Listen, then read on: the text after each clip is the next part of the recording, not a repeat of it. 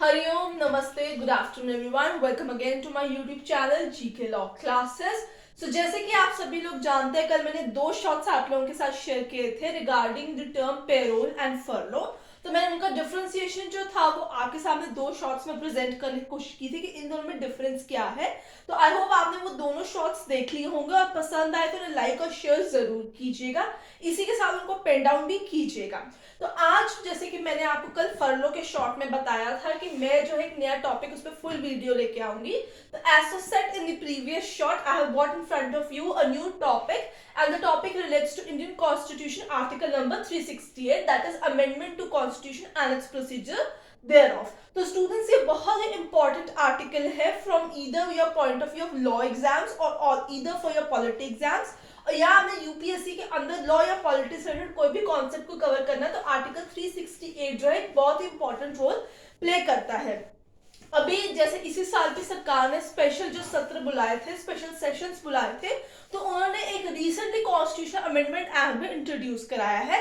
उसके रिगार्डिंग भी वीडियो हमारे चैनल पे आपको मिल जाएगी। I try to provide the link of that video 2। तो आप जो है हमारे साथ इस वीडियो के अंदर अंत तक बने रहिए, अपने कॉपी पे निकाल लीजिए और उस पे ये topic amendment to constitution article 368 लिख के डाल दीजिए। आज जितना भी टॉपिक होगा हम क्वेश्चन वायर ही ट्राई करेंगे इसे सॉल्व करने की। मैं in detail bare act wise नहीं जाऊंगी, कुछ सिंपल क्वेश्चंस लेके आऊंगी जिससे आपका आर्टिकल तो कवर हो ही जाएगा बट आपको उसके इंपॉर्टेंट पॉइंट्स भी पता चल जाएंगे। तो आइए शुरू करते हैं आज की वीडियो। हम लोग सबसे पहले आप लोग हमारे चैनल को सब्सक्राइब कर दीजिए जिन्होंने अब तक चैनल को सब्सक्राइब नहीं किया, और अगर ये वीडियो पसंद आए तो इसे लाइक और शेयर जरूर कर दीजिएगा।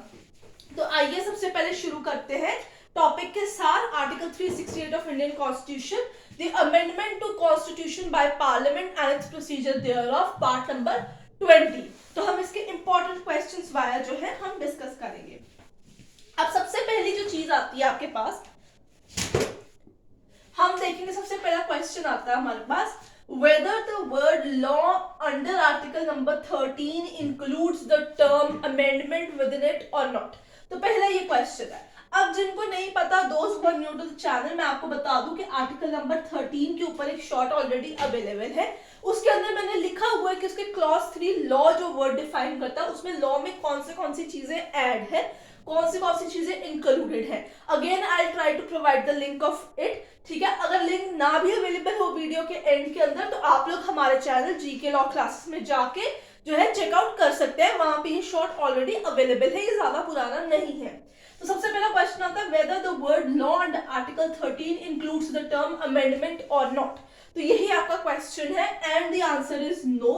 वहां पे कहीं पे भी अमेंडमेंट वर्ड को इंक्लूड नहीं किया गया है। बायलॉज होंगे, रूल रेगुलेशन ऑर्डर्स होंगे आपके पास, बट आपके पास जो वर्ड है अमेंडमेंट वो जो है अवेलेबल नहीं होगा। स्टूडेंट्स आगे चलते हैं, इसके अंदर आर्टिकल नंबर 368 के तहत, ठीक है, इस आर्टिकल की यहाँ बात की जा रही है 368 के तहत किस तरीके से हम जो है अमेंड कर सकते हैं।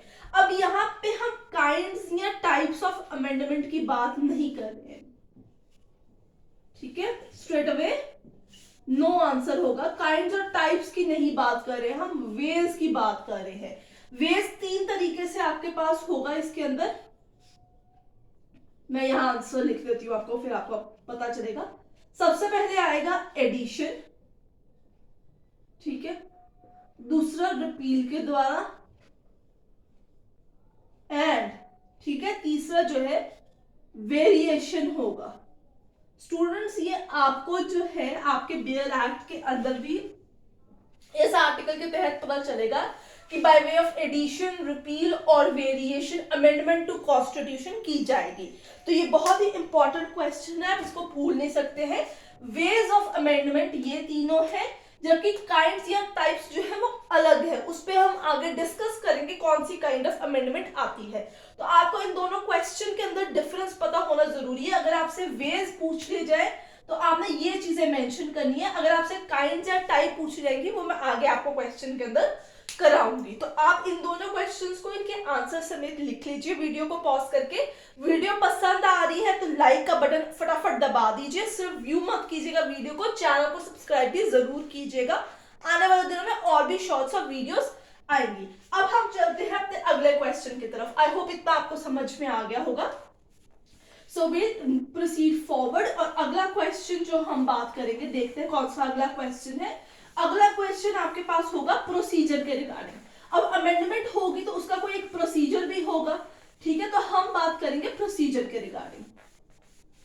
अब ये थोड़ा नया डस्टर है तो आपको अजीब सी आवाज भी आ रही होगी, तो इसमें कोई इतना चौंकने की कोई जरूरत नहीं है आप लोगों को, ठीक है। तो अब आप अगला क्वेश्चन का हेडिंग डाल लीजिए, प्रोसीजर देयर ऑफ। अब स्टूडेंट प्रोसीजर देयर ऑफ के अंदर मैं आपको बताऊंगी कि सरकार जो है अमेंडमेंट कैसे लेके आती है। अब अमेंडमेंट किस तरीके से आती है और वो कॉन्स्टिट्यूशन एक्ट कैसे बनता है, वो सारा इस क्वेश्चन के अंदर बताऊंगी। क्वेश्चन में ही सब क्वेश्चन होगा आपके पास टाइप्स ऑफ अमेंडमेंट का। सबसे पहले अब अगला क्वेश्चन चलते हैं, ठीक है। प्रोसीजर देयर ऑफ, ठीक है स्टूडेंट्स।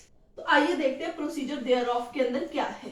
तो कोई भी आपने अमेंडमेंट लेके आनी है into the constitution that has to be introduced via a bill, ठीक है। सो अमेंडमेंट मैं आपके लिए लिख रही हूं वैसे, बट आप तो चाहे अपनी लाइन्स में भी इसे लिख सकते हैं। So amendment has to be introduced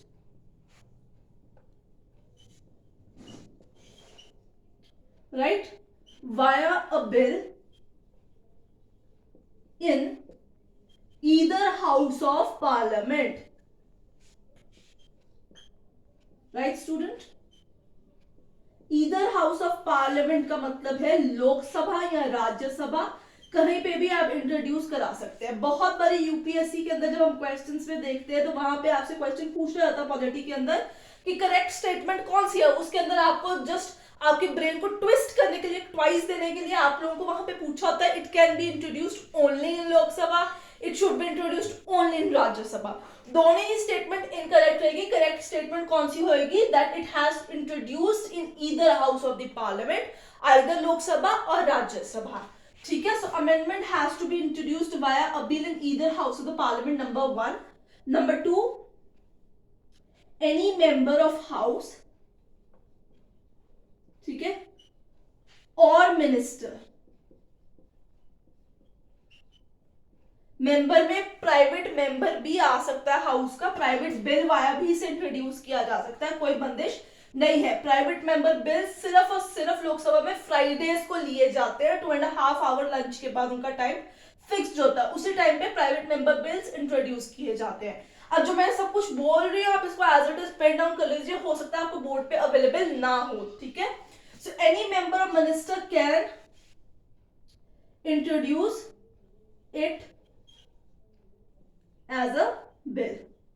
जैसे आम बिल हम ऑर्डिनरी बिल या कोई भी मनी बिल होता है जैसे इंट्रोड्यूस करते हैं, उसी तरीके से हम इसके अंदर करते हैं, कोई प्रायर इंटीमेशन की नीड नहीं होती है इसके अंदर, ठीक है स्टूडेंट्स। अब अगला जो आपका बात आती है इसके अंदर कि लोकसभा राज्यसभा के अंदर चले गए आपके पास, कोई भी मिनिस्टर इसे ऐड कर सकता है।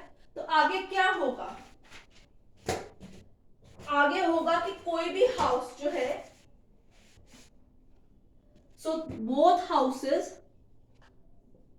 यानी Lok Sabha Rajya Sabha has to pass the bill separately, ठीक है। दोनों हाउसेस को, दोनों इस बिल को सेपरेटली अपने अपने हाउस के अंदर डिस्कस करके बिल को सेपरेटली पास कराना होगा। Passage of the bill, there is no provision of joint sitting in the house students.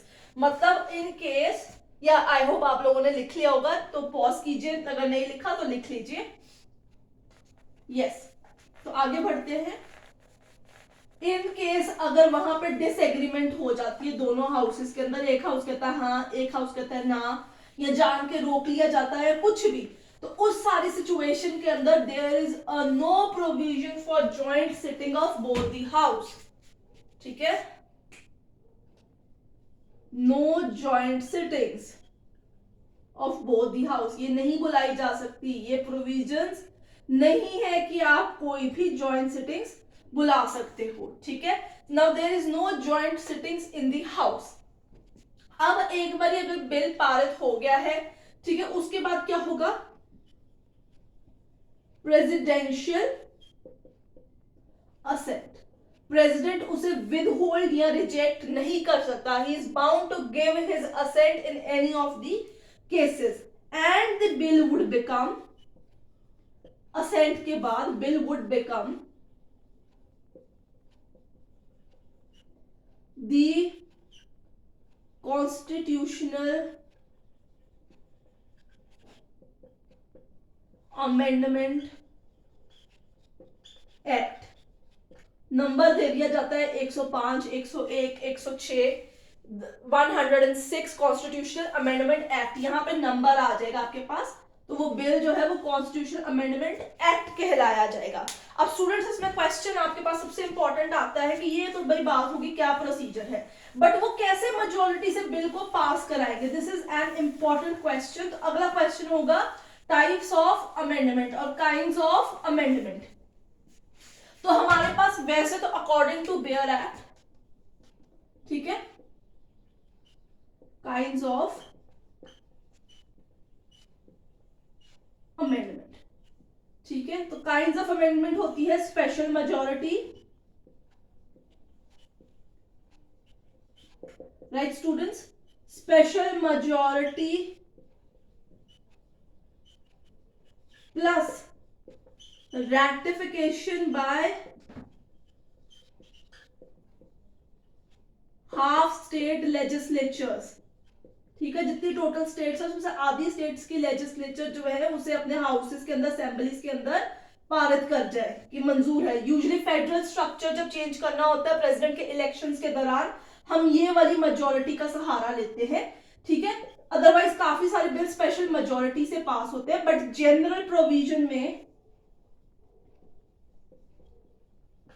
ठीक है, ये बेयर एक्ट के अंदर आपके पास दो कैटेगरीज आती हैं, बट अगर हम जनरल बात करें तो एक सिंपल मेजॉरिटी करके भी एक आपके पास काइंड ऑफ अमेंडमेंट होती है। तो अगर आपसे क्वेश्चन पूछ लिया जाता है इंटरव्यू के दौरान कितने तरीके के अमेंडमेंट है, तो आप कह सकते हैं बेयर एक्ट के अकॉर्डिंगली 2, अदरवाइज 3 तरीके की है, ठीक है। जब हमने कोई स्टेट नई बनानी होती है, ऑल्ट्रेशन करनी होती है, तो हम सिंपल मेजॉरिटी से इसके अंदर कर सकते हैं। स्टूडेंट्स आई होप आपको समझ में आ रहा हो, कोई डाउट हो तो आप नीचे मेंशन कर सकते हैं।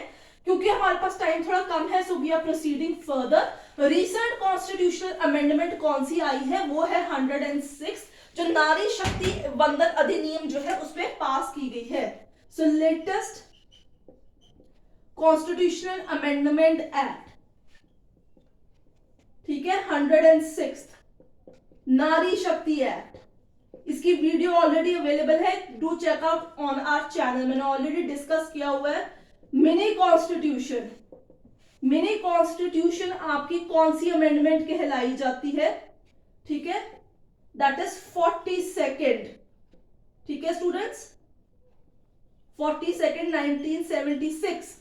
फर्स्ट आपकी जो कॉन्स्टिट्यूशनल अमेंडमेंट एक्ट थी वो 1951 के अंदर की गई थी, ठीक है स्टूडेंट्स। 2021 के अंदर 105th आई थी, जिसमें उन्होंने ओबीसी की न्यू लिस्ट स्टेट्स को पावर में दी थी। अगर आप लोग चाहते हैं कि मैं आपके साथ डिस्कस करूं कौन सी इंपॉर्टेंट अमेंडमेंट्स है, do mention in the comment section. अगर आपको हमारी आज की वीडियो पसंद आई है, अगर आप चाहते हैं मैं इस पे और डिटेल फॉर्मेट में आपके सामने प्रेजेंट करूं, तो मुझे कमेंट सेक्शन में मेंशन कीजिए। वीडियो पसंद आई तो लाइक, शेयर और चैनल को सब्सक्राइब करना भूलिएगा मत। I will see you next.